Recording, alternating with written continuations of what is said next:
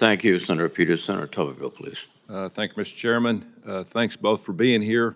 In Alabama, we're fifth largest producer of nuclear with 2 nuclear plants and 5 nuclear reactors. I know a lot of people in our neck of the woods are very concerned about our power grid in the future. Just a quick question about building new nuclear plants. The Endangered Species Act and the National Environmental Policy Act, you know, if we're looking to build a nuclear plant, just the review is lasting 4 to 7 years, which should probably take about 1 to 2 years. And if we're going to combat China, if we're going to build a new power grid, Secretary, do you see the average timeline to complete these environmental studies as normal? And how can we go around this? Well, I'm not sure about normal, but Yeah. I do agree with you. At least what I assume you're getting at, which is that we need to speed up times for permitting, both nuclear as well as transmission, as well as other energy generation, including clean energy. How do we get bogged down in this? I mean, it just doesn't make any sense to me because we're getting overrun, you know, by other countries. I know our office would be eager to work with you or anyone on the committee, and I know a number of people have been working on permitting reform to accelerate, because we believe that that is important for the reliability of our grid. Thank you. You know, over 40% of our U.S. Navy's combat-capable warships are nuclear-powered. The Office of Naval Reactors has a cradle-to-grave responsibility of designing, maintaining, and disposing the spent fuel from vital nuclear reactors. But much of these facilities and infrastructures the Navy is using is aging. I know for a fact we're spending tens of millions of dollars with ships that are dry docked that we're having to pay just have them dry docked instead of taking the fuel off, having it replenished or disposed of. So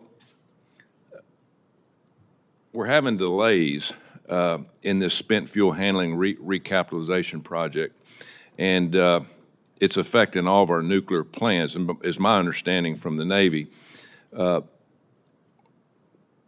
What do you see as a problem, and how do we fix that, Secretary? Either one of you, if you want to answer that.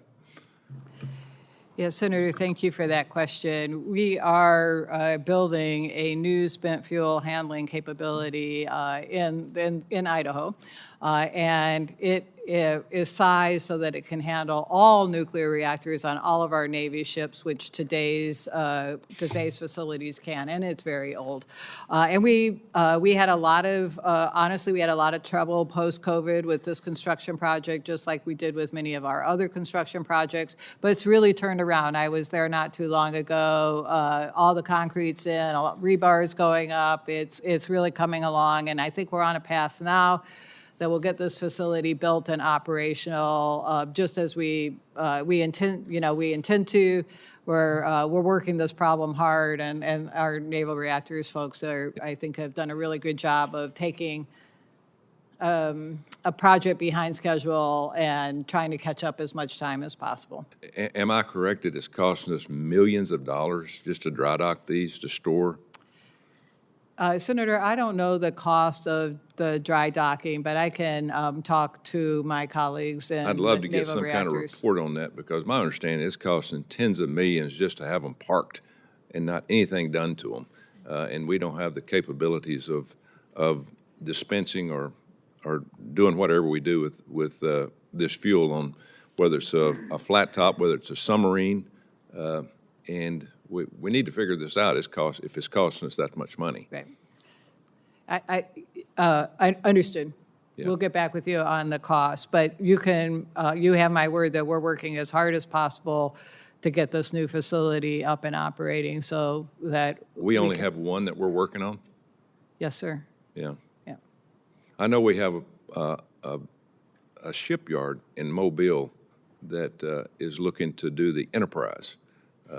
In the very near future, hopefully that happens, but you can imagine how old the Enterprise is, how long it's been sitting, dry docking, and the money that it's cost the country and the taxpayers for, you know, to be just sitting there, nothing done with it. So thank you very much. Thank you, Mr. Chairman.